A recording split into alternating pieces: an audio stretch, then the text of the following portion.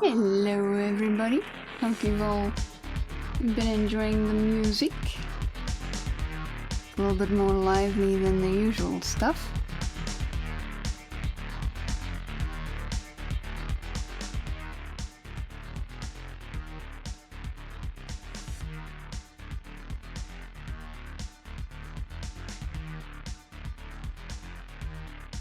Oh no! You still have 40 seconds! No!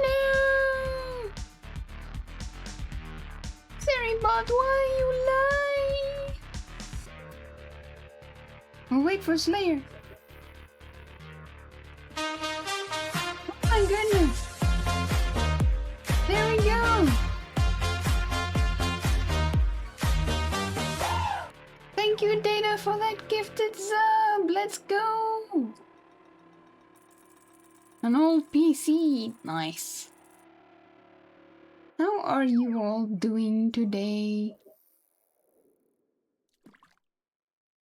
Hope you all had a much less frustrating day than I have.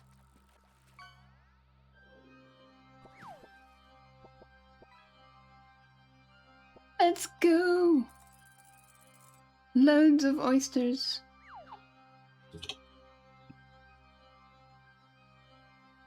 And I decided today I'm allowed a little treat because of my troubles.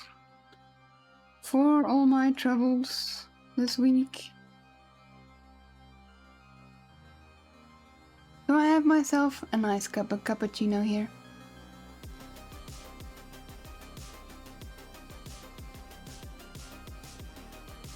Hello, Jen.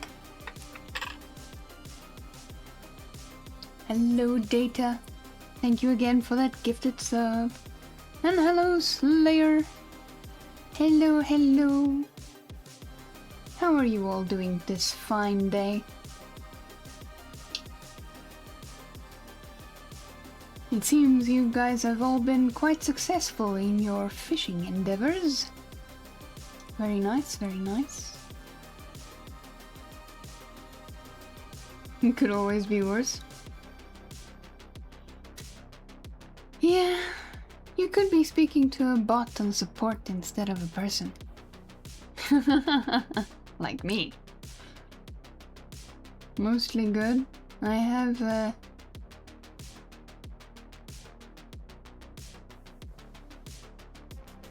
Okay, you ate something strange and didn't sleep correctly, but you're fine. Alright.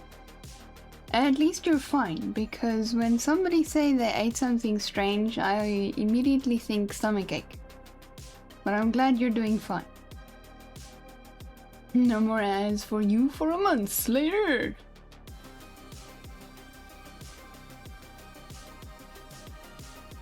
Unmute? I am unmuted.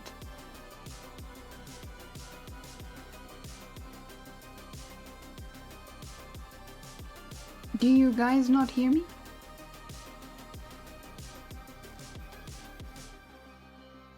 You guys should hear me. You can hear me? Your mute was on. I thought so. I thought so. I thought so. Yay! Now we've got all the sounds going everywhere. Nice. Good stuff, good stuff. You have a headache? Oh no! Well, I hope that headache subsides quickly, Sir Slayer.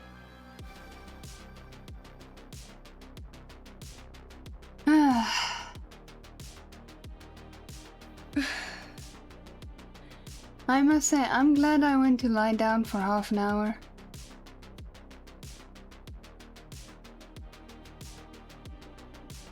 You haven't not heard me? I saw that sneaky little thing you did there, Slayer. Beauty patootie, hello! Welcome in, it's been a while, how are you? Welcome in, welcome in. When I went for my driver's license one of the ladies from the driving school took us there, and I think she's like the owner or some, one of the higher ups. And she took us there, me and a few others. And when I came out, after I did the, like drive around thingy, and the guy took his notes and all that, when I came out of the building, she asked me how did I do.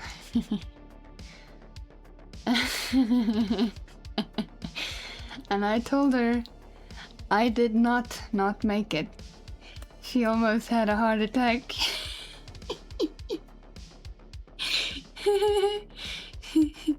She almost punched me.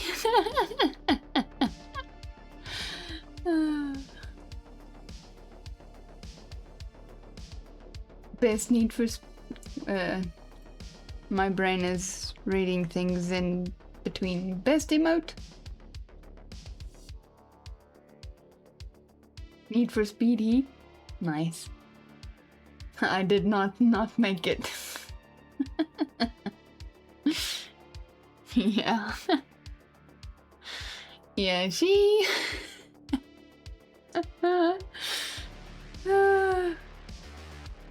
She didn't know whether she wanted to punch me or hug me.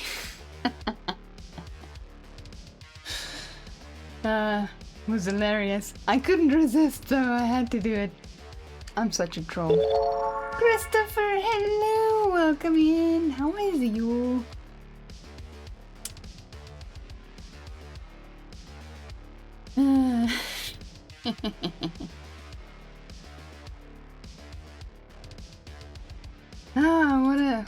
What a fun memory to start the stream off with today. Make me feel a little bit better about my frustrating day.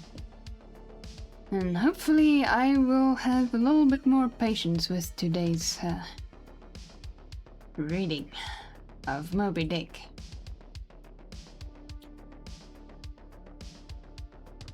Your hockey team got promoted to the highest league tonight? It feels so surreal. Well, let's go! Christopher, let's go! That's great!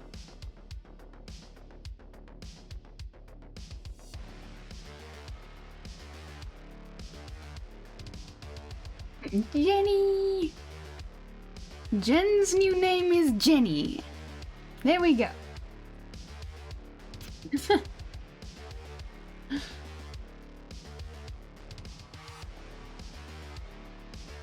Nice.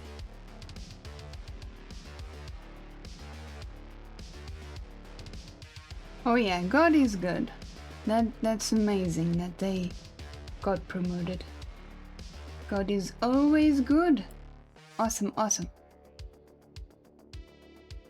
Alrighty, I'm going to reduce the volume a speck more. Or how is the music volume? Is it loud? Is it distracting, or is it in the background?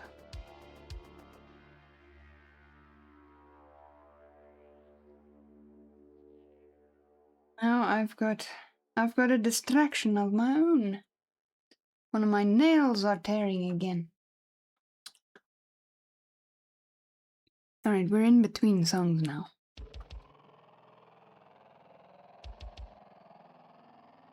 The data center hasn't spoken. I think he's maybe doing something in the background.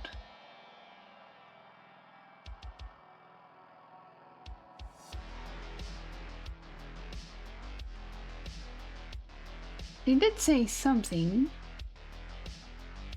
I think he may have just...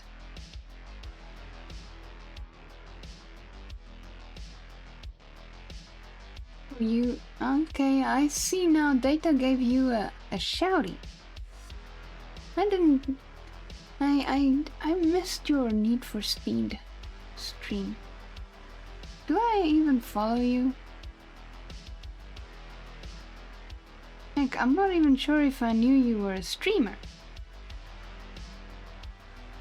Did I know you were a streamer and just forgot?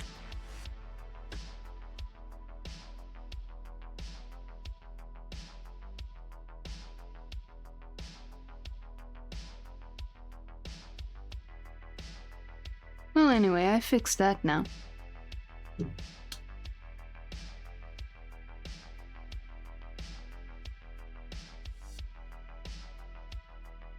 Anything that would put the icing on the cake would be getting the woman I love to say that she wants to have a relationship with me, but that's up to God to solve.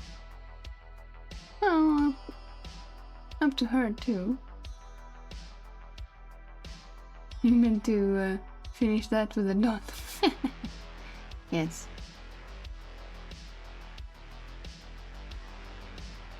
Yeah.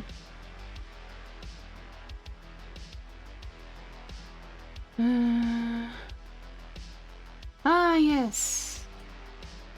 That is true, Data. Thank you for reminding me. I forgot about that completely. My head is completely out of whack today because of all the frustration I've been going through. But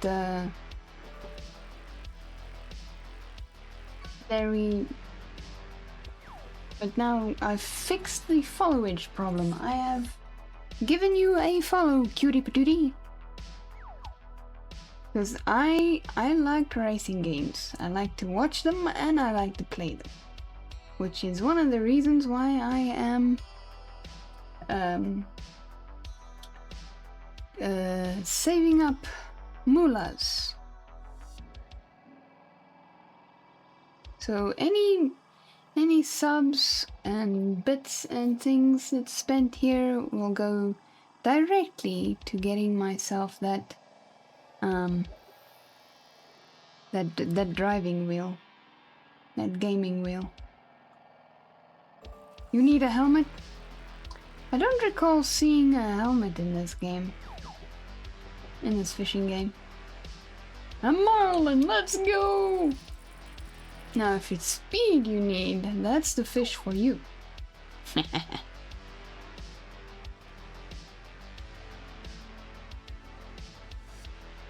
You also want the wheel for racing, but you don't got the space? Yeah, I'll probably attach it to my desk for now, which means I'll probably be sitting lower than I am now. And then later on I'll get me a frame. I've got enough space here for that. It's not very much space, but I've got enough space. Which means it has to be a foldable frame. Wharf and Data should be able to take on any sorts of centers. True that, Slayer. True that.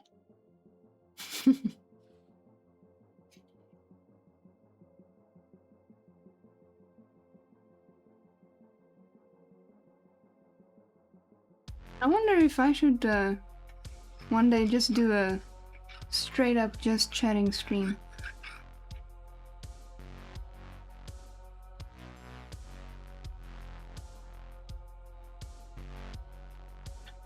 I tried that once before. It's like that one guy who organized his own birthday party and nobody came. That's kind of how it was for me the one time I tried it. I organized my own birthday party. Nobody came. No, I have not. I don't own that game. However, my brother did play it. But the first one. And I think it was on PlayStation.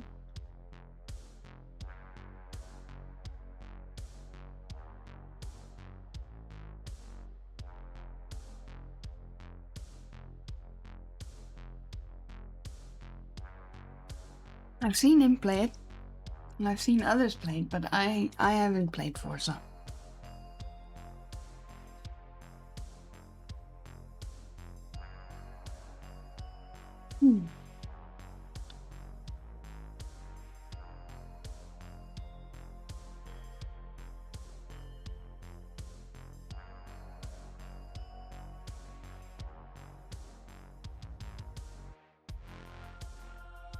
Yeah, I've been intrigued by Forza for quite some time. So yeah, I do plan on getting Forza one of these months or years. I don't know. Depends. We'll see. You love your Series 2 controller because it lasted for ages? Nice. That is cool.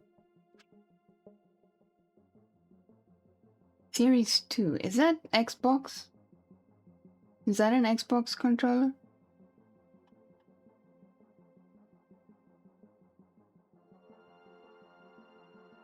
Do you have Forza, cutie?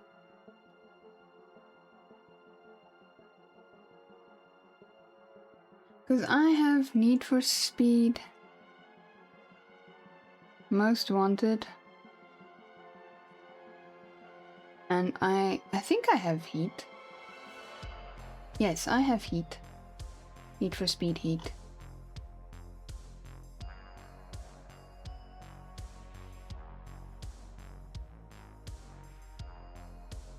Yeah. Xbox? Nice. Yeah,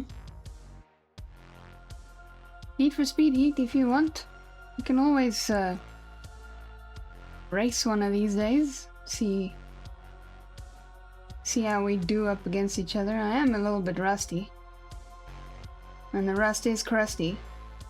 So I'll probably lose a good couple of times. You had such a hard time acting normal around one of Oz's clients. We had to go sign tax papers over there. So what was wrong? Why were you struggling so hard? What were you trying to not do? Madame Jenny.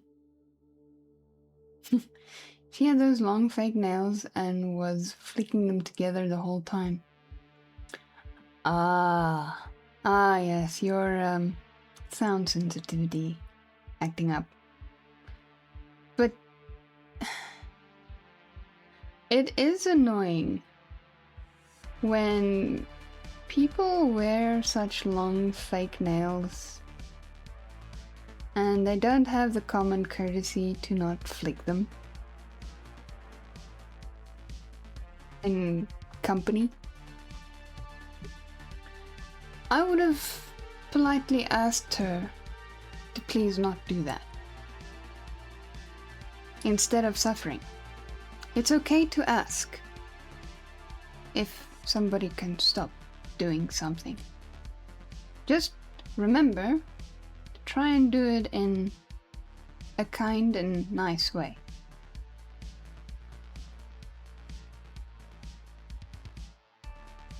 Yes, you should start asking people to stop. When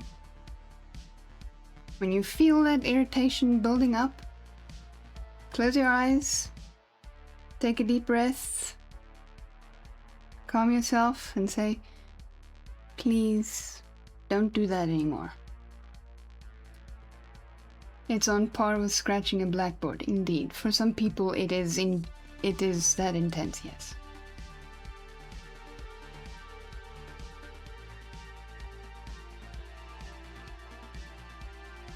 Yeah, if they ask why, and the common sense doesn't make sense to them, then you can tell them about your condition. But generally speaking,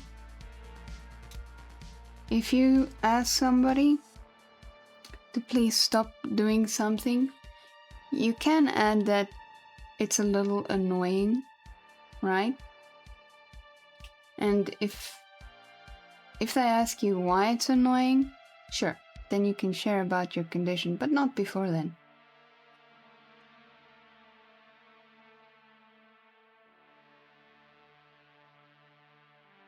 Because some people don't always understand when you explain about conditions, especially if it's something that nobody ever heard of.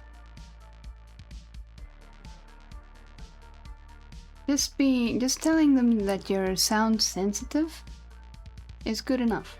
You've got sensitivity to certain sounds. And if they need an example, you can use Data's example of it being akin to scratching a blackboard. Nail flicking to you is something as strong as that. There are many people that, in fact, most people I know, cannot handle the sound of screeching blackboard. Me, on the other hand, I'm a weirdo. I sometimes enjoy the sound. It's weird.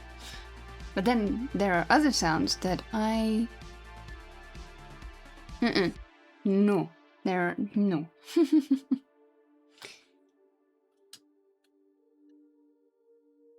But yeah, always leave the explanation, or the explanation of condition as last. Don't lead with it. Because, I mean, it is common sense that certain things are irritating. And if they don't stop, just kindly excuse yourself and leave the room.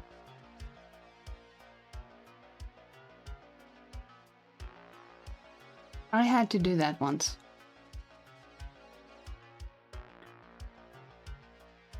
You would cut their nails off? Check me. And that is... It's a little drastic, cutie patootie. You're not the only one in your family like this. Your niece is always nagging about sounds like, do you have to chew that loudly?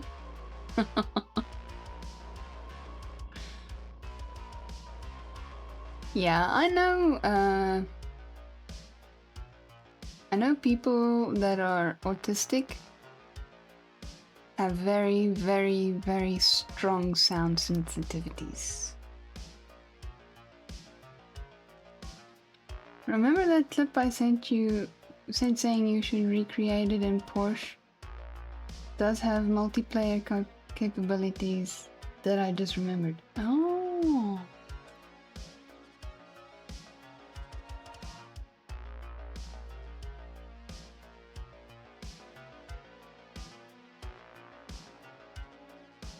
Ah. So, what, do you know the name of that game?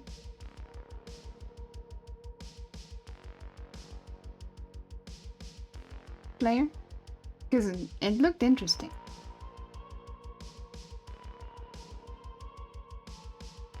Because I could theoretically recreate that in Porsche 2000, but it will have to be from using oncoming traffic.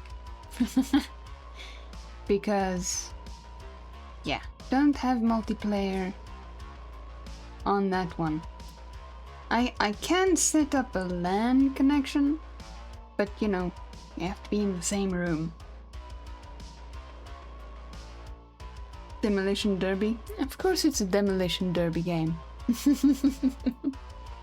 Of course it's got something to do with demolition. But yeah, I've been able to do something similar to that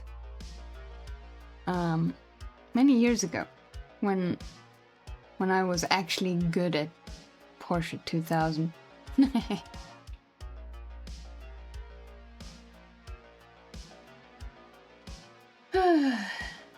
Oh wow. The time is marching on.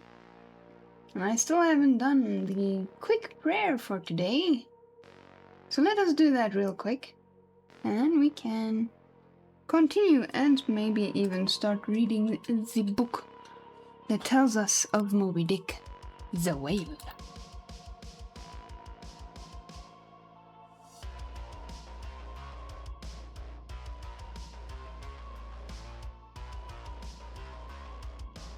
But we'll wait for this one to finish. Then I'll pause the music, do the quick prayer, and then we'll go over to read the book.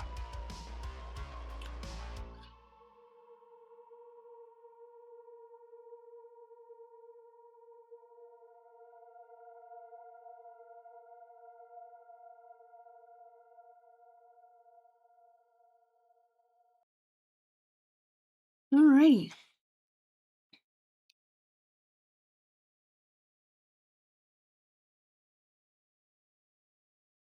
Thank you, Lord, for this beautiful day that you blessed us with. Lord, thank you for family, friends, and community. I pray you bless everyone who joins me here today or who watches the VOD. Lord, we pray for healing over those who currently struggles with their health. Lord, we pray that you bless them, their friends, family, and healthcare providers with wisdom, strength, and endurance, Lord.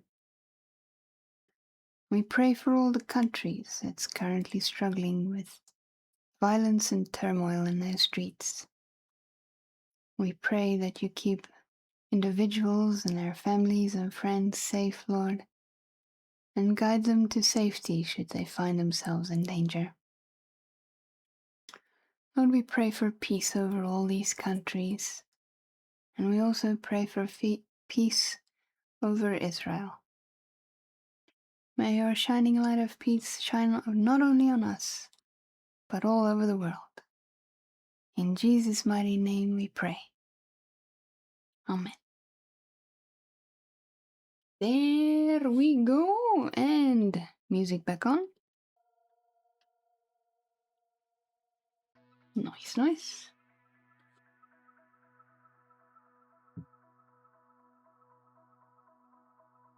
And let us get our handy dandy ruler. I hope you all have your waters with you so that you can hydrate.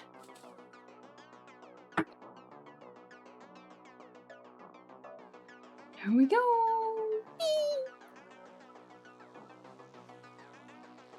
Okay.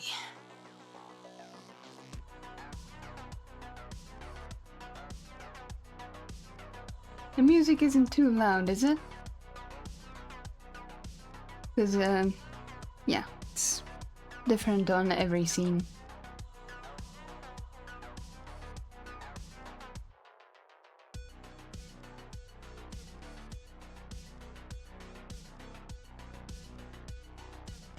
Ah yes, and a quick update on my leg. It's feeling a lot better today.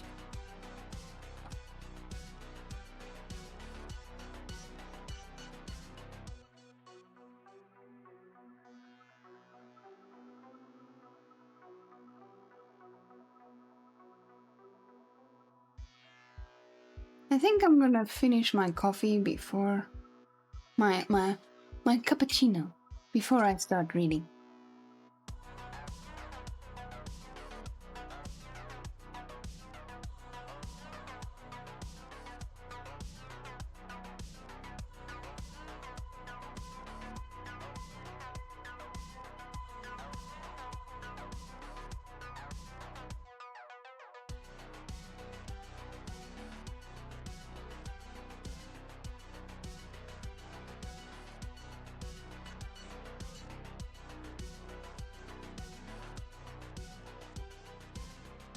Very nice.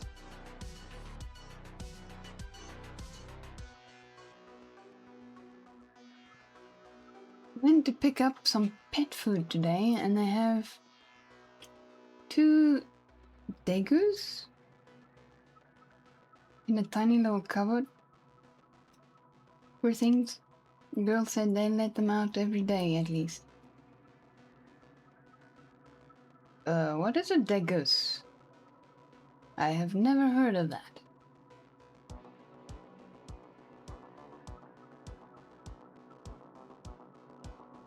They look like tiny kangaroos.